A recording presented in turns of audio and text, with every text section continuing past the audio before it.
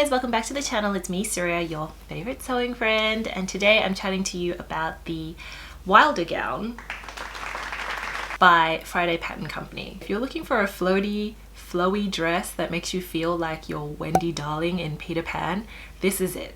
This is your dream dress for like those, you know, countryside flowy vibes. So I have now made 3 versions of this Wilder gown. I know I'm a little bit obsessed, but for good reason. It's a very easy make, very quick as well. Especially if you're using like sewing friendly fabrics like cottons and linens. This is a really nice dress to make. Not so friendly for like sheer fabrics, but I'll get into that a little bit later on. So Friday Pattern Company says that the Wilder gown is a flowy 3-tiered dress, which is what it is, and therefore it's perfect for drapey woven fabrics. So cottons and linens are more for like your structured everyday dress, and then you can go a bit more dressy with the rayons and silks. And if you're up for a challenge, then sheer fabrics like chiffons. So for this particular black version that I made, I chose a lightweight cotton from the fabric store, which has these little circular hail spots on them. It's really cute and textured. I think I also have a white version of this with like hail spots on it as well. Prior to making this version, I made my first version, which is this one, in a poly chiffon, and then I made the second version in a poly crepe. And so apart from fabrics, then you'll also need a matching thread, obviously, and also a safety pin to help you turn the ties right ways out. So I made all of my Wilder gowns in a size large. I didn't have to make any adjustments to the fit because it is like a very flowy, loose dress. So don't worry if it's too loose, it's meant to be that way. Although if you're like, I guess, drowning in it, then yes, size down, but it does fit true to size and it's meant to be loose. So for my first version of the dress, I didn't make any adjustments at all to the dress. I just followed it, you know, followed the instructions as it was, word for word. The only difficulty I had was that I decided for my first dress to make it out of a sheer fabric that was, you know, 1, slippery, and 2, just like I had like a little bit more thinking of like what to do with it, like in terms of finishing the seams and stuff. Like for the opening here, you're meant to, you know, you finish it in a certain way, but this is like the only section that you would finish the seams where you top stitch down the front. And for some bizarre reason, I decided to do the same thing, the same technique on the sleeve seams on that version. So I don't know why I did that. I think I thought it would look nice, but because this is my first try and also because it was a sheer fabric, it turned out looking kind of really gross, a little bit wonky.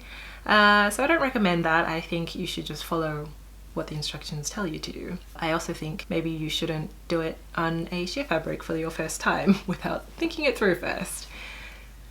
But if you are going to do it on the sheer fabric, I think finishing all the seams with French seams would probably be better than like top stitching the front and then top stitching the side. I have no idea what I was thinking, so just follow the instructions and don't use sheer fabric for your first try.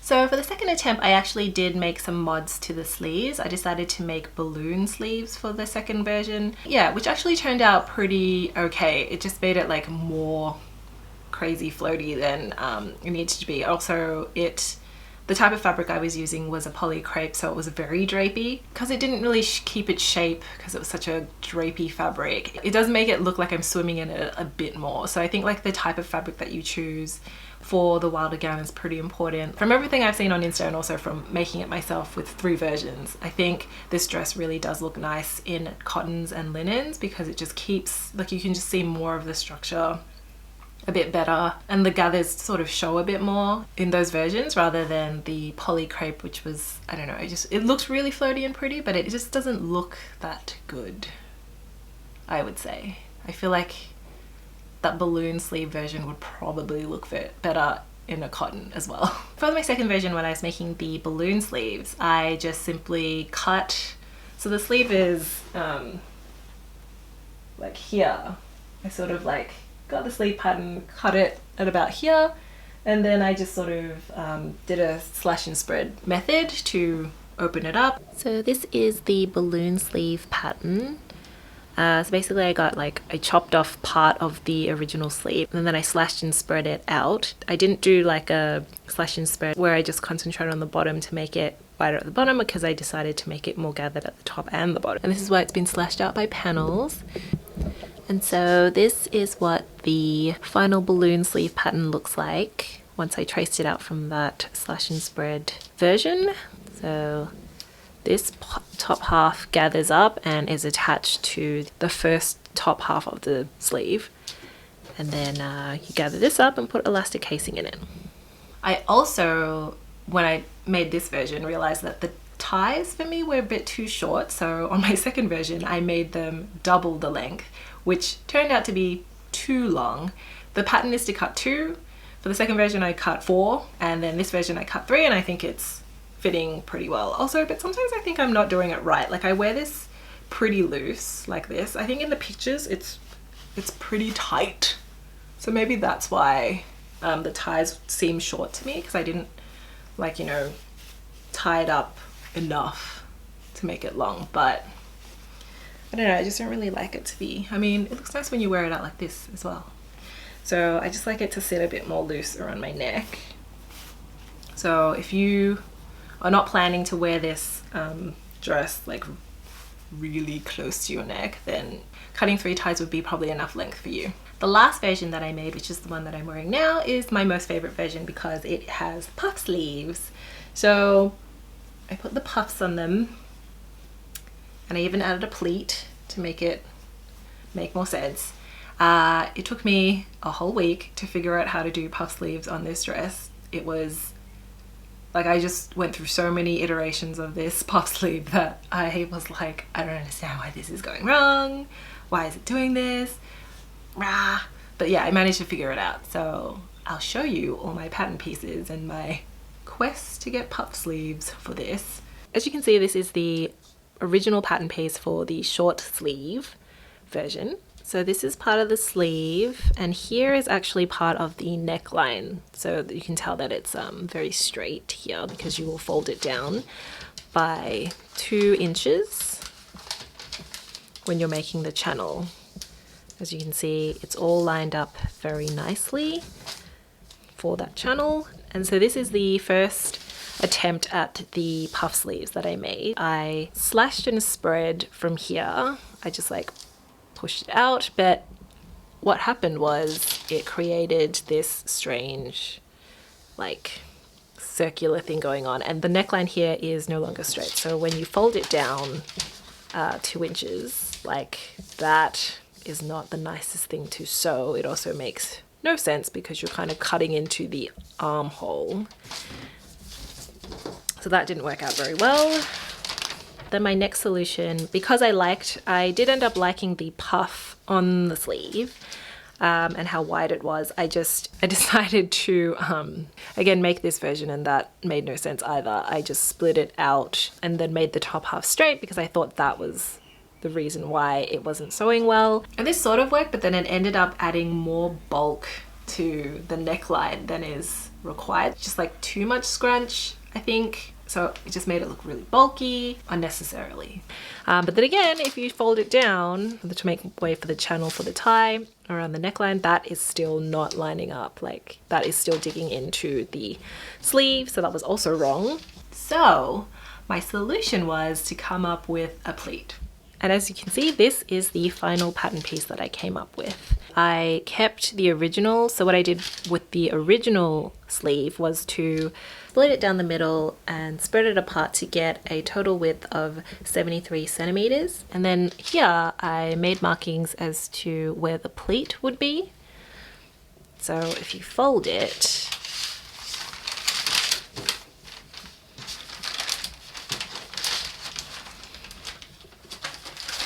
so once I fold it up with the pleat, that's basically the same. It basically looks pretty much the same as what the original used to look like, except it has just been, you know, squared out at the bottom.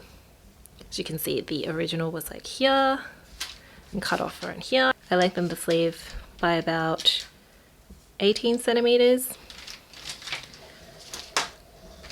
And yeah, so that's where the pleat goes. And then when you fold it down, it's still exactly the same, like 2 inches. You can see that it's all nice and straight on this side and doesn't dig into the armhole.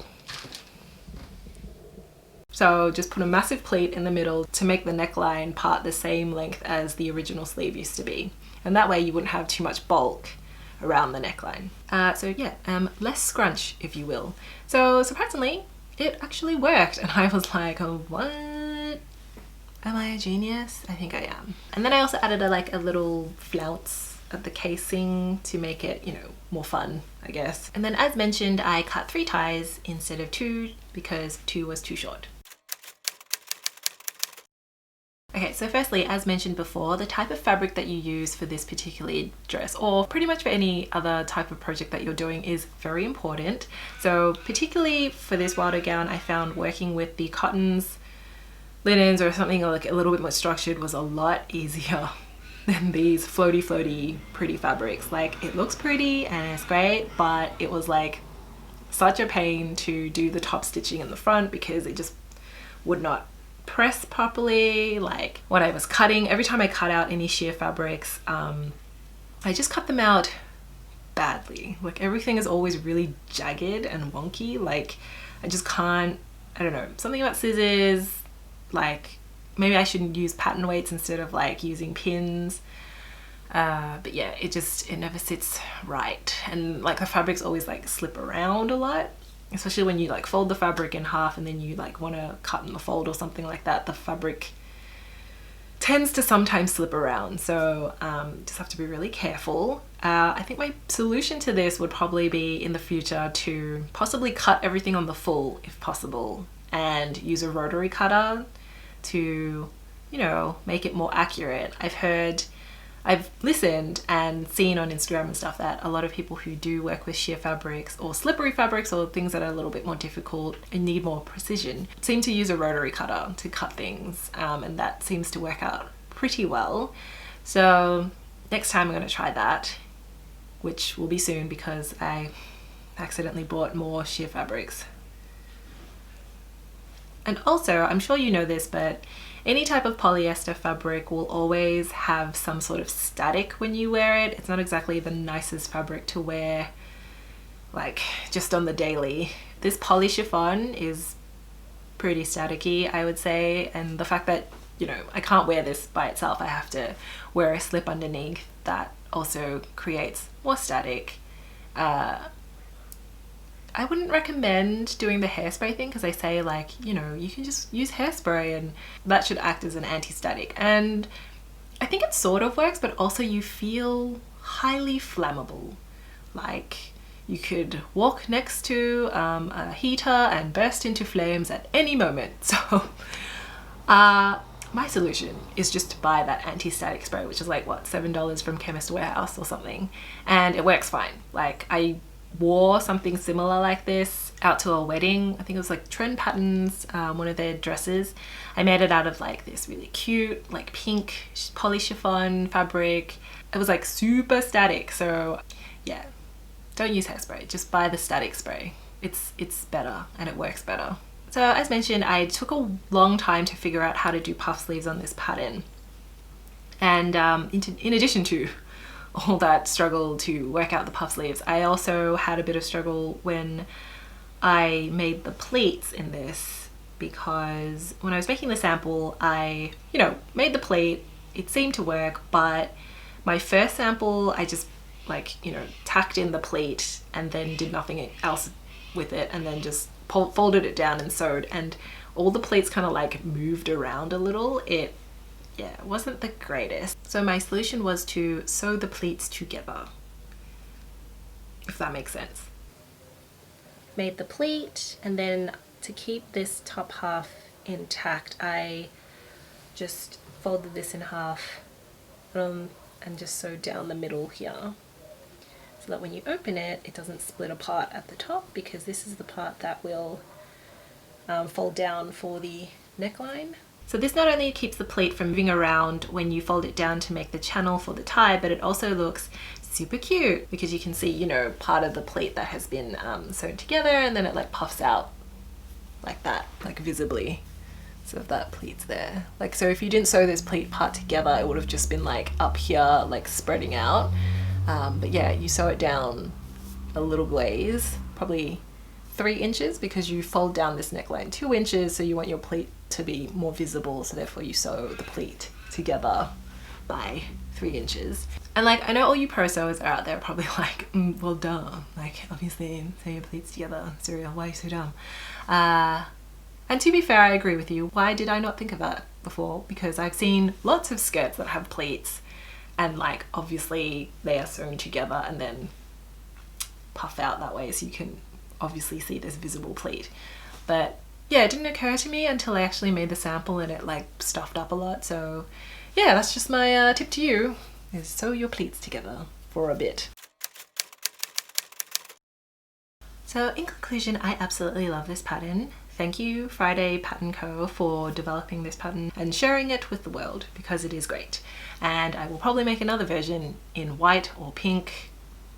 Ooh, yeah, pink. Yeah, white or pink or other colors, because it's just so nice. Like, it's nice and flowy, it's really comfortable to wear. The only downside is that at the moment it's winter time here in Melbourne, so I can't really wear it outside because I've made all of these dresses in like really lightweight fabrics. But I think if you were to make this dress in like a heavier fabric, it would still work out. I think it'd just look a lot more structured than it is already in a cotton. But yeah, maybe that's what I'll do next. But yes, anyway, what was I saying? If you're a beginner sewer, you're looking for something floaty, like you're wandering around the fields, picking berries, this is the type of dress that you want to go for. So I hope this review has been helpful to you in some way and inspires you to make this dress. And if you do make it, please tag me on my Instagram so I can see what you've made. And if you have already made this dress and you would like to share with us many tips and tricks that you have found along the way, please comment in the description box below. I'm always looking for more information on how to make my sewing less bad. So it would be nice to know what your thoughts are. And as always, if you like this video and you would like to see more of me and my sewing adventures, please like and subscribe, and I will see you in the next one. Bye!